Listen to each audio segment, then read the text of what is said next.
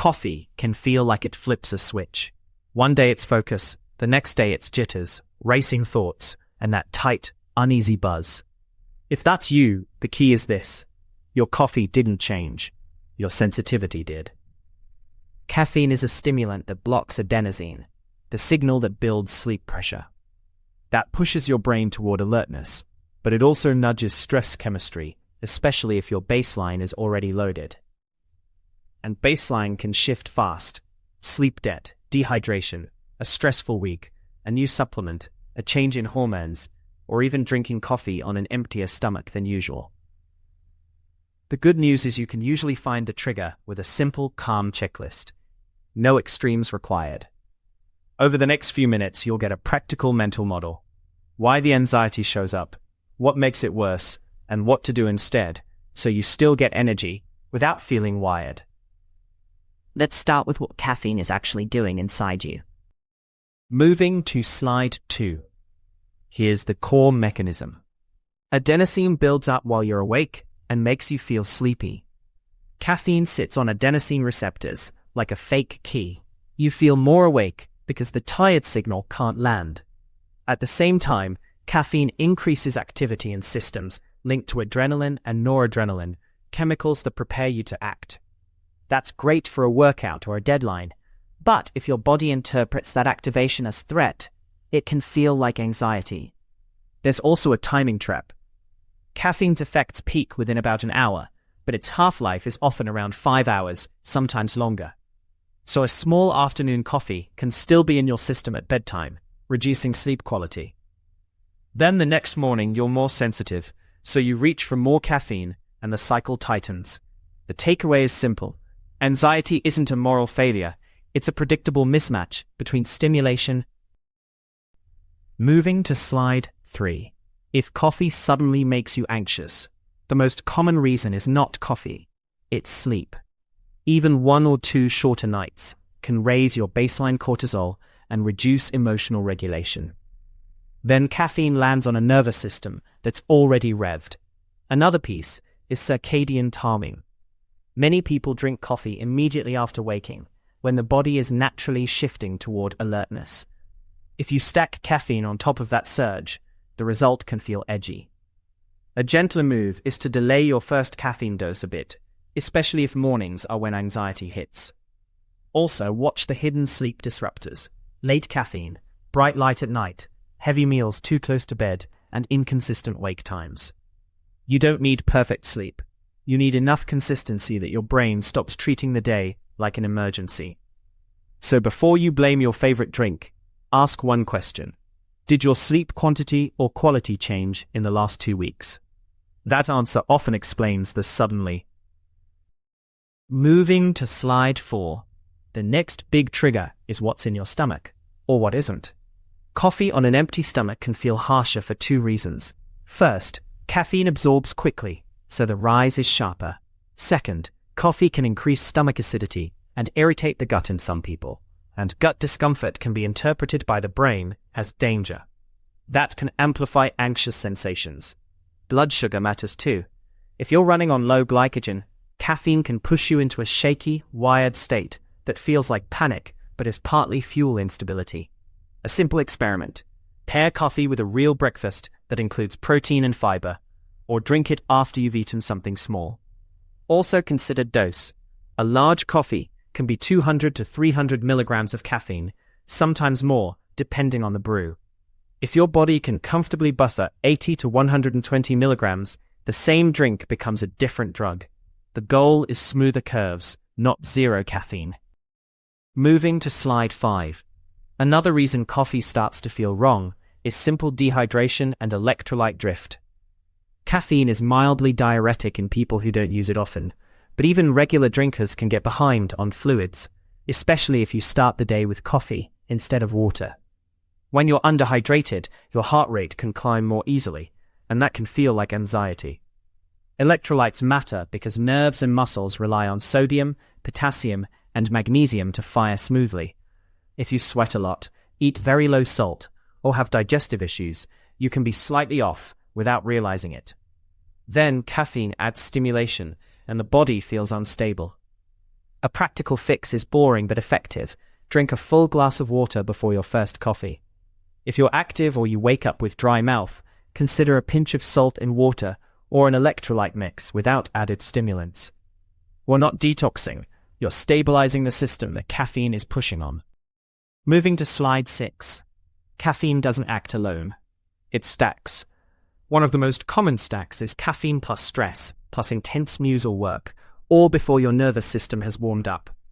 Another stack is caffeine plus nicotine, which can strongly increase jittery activation. And then there are supplements. Pre-workouts, fat burners, focus blends, and even some cold medicines can contain stimulants or stimulant-like compounds. If you add coffee on top, your total stimulation can double without you noticing. Even natural ingredients like high-dose green tea extract or guarana can push you over your edge. The fix is to audit your inputs for 1 week. Keep it simple. Coffee amount, timing, and anything else with a kick. If anxiety appears only on certain days, look for the extra variable. This approach is powerful because it doesn't require guessing your personality. It treats anxiety as a signal that the stack is too tall. Reduce the stack, and the signal often quiets down. Moving to slide 7.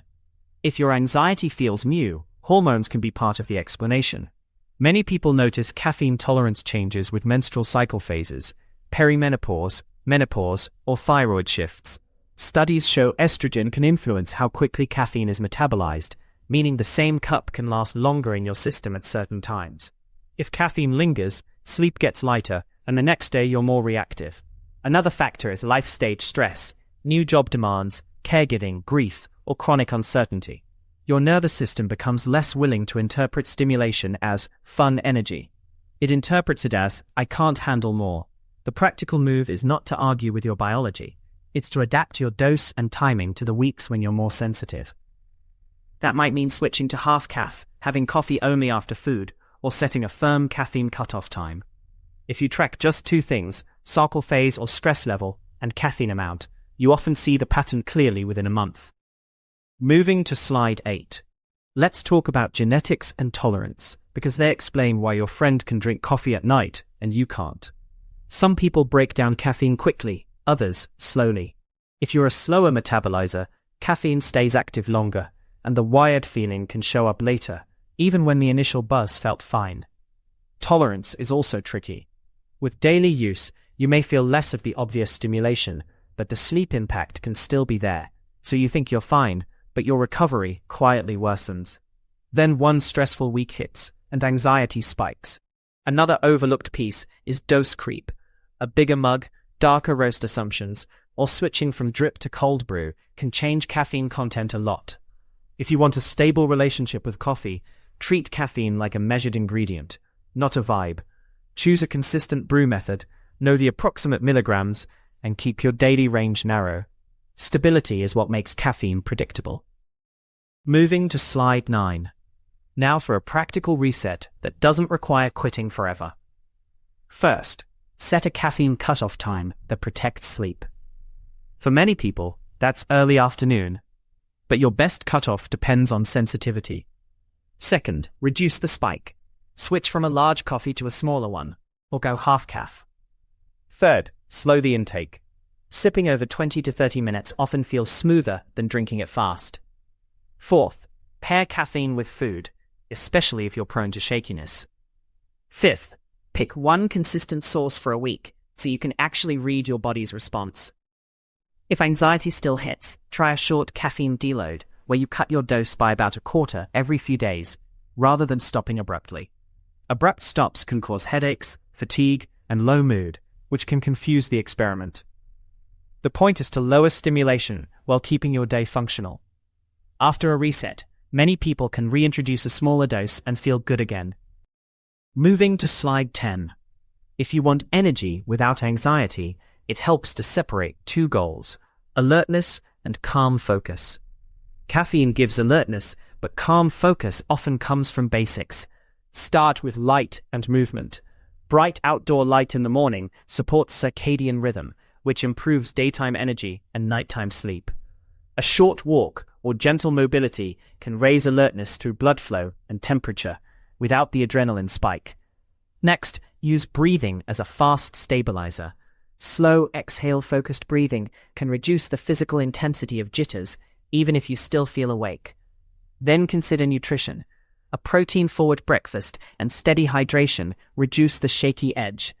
If you still want a warm drink ritual, try herbal tea, decaf coffee, or a lower caffeine option like green tea. Some people also do better with coffee that's less acidic or brewed differently, but the big win is usually the non-caffeine foundation. When your base is stable, small caffeine becomes helpful again instead of overwhelming. Moving to slide 11.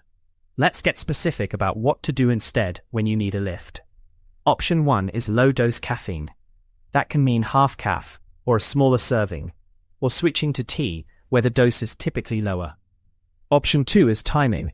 If you're anxious in the morning, delay caffeine until after your first meal, or after you've been awake a bit. Option 3 is decaf plus ritual. For many people, the comfort comes from warmth, smell, and a break, not the stimulant. Option 4 is a focus stack without stimulants, water, a short walk, and a 5-minute plan where you pick one task and one next step. Option 5 is caffeine smoothing. Some people tolerate coffee better when they add it after food and keep the total dose modest. The idea is to keep the benefits, motivation, mood lift, productivity, while removing the shock to the system. You're designing a predictable response, not chasing intensity. Moving to slide 12. Sometimes the coffee anxiety is actually a panic-like body sensation that gets misread. Your heart beats faster, your hands feel a little shaky, your breathing gets shallow, and your brain says something is wrong. That interpretation is what turns stimulation into fear. A useful technique is to label the sensation. Say to yourself, this is caffeine activation. Then do one physical downshift. Slow your exhale, unclench your jaw, and relax your shoulders. Another tool is to reduce input and increase grounding for 10 minutes. That might mean water, a small snack, and a quiet task. If you're prone to spirals, avoid stacking more stimulation like intense music or doom scrolling. Over time, you're training your brain to categorize the sensations correctly. That doesn't mean you should push through severe symptoms. It means mild to moderate jitters can often be de-escalated by changing the interpretation and the body state at the same time. The goal is calm control, not white-knuckling. Moving to slide 13. Now let's build your personal coffee rules, simple, testable, and realistic. Rule 1. Choose a target dose range. For many people, that's one small coffee or 1 to 2 teas, but your range is your range. Rule 2. Set a cutoff that protects sleep, because sleep is your anxiety buffer. Rule 3. Never use coffee to replace breakfast if you're jitter-prone. Rule 4. Keep one rescue option for days you feel sensitive: half caf, decaf, or tea. Rule 5. Track outcomes, not theories. For 1 week, note 3 things: caffeine amount, time of last caffeine, and anxiety rating from 1 to 10. Patterns show up quickly. If you notice anxiety only when coffee is late, that's a timing issue. If it happens only when you skip food, that's a fueling issue. If it happened regardless, it may be worth discussing with a clinician, especially if anxiety is affecting daily life. Your goal is a stable system you can trust. Moving to slide 14. Let's wrap this into a clear plan. If coffee suddenly makes you anxious, start by assuming your baseline changed. Sleep, stress, hydration, food, or a stimulant stack. Then stabilize the basics for a week. Water before coffee, coffee after food, and a consistent dose. Protect sleep with a cutoff time, because that's where sensitivity is built or repaired. If you still want caffeine, downshift the spike with half caf or tea, and sip slower. And when jitters hit, don't argue with them. Label them, slow your exhale, and ground with water and a small snack. That's the whole strategy. Reduce peaks, protect recovery, and make your response predictable. If you want more practical scripts like this, subscribe for future videos. And I'm curious, do you feel more anxious from coffee on an empty stomach, or from coffee later in the day? A or B? This information is not a substitute for medical advice. High energy is a biological state, not motivation.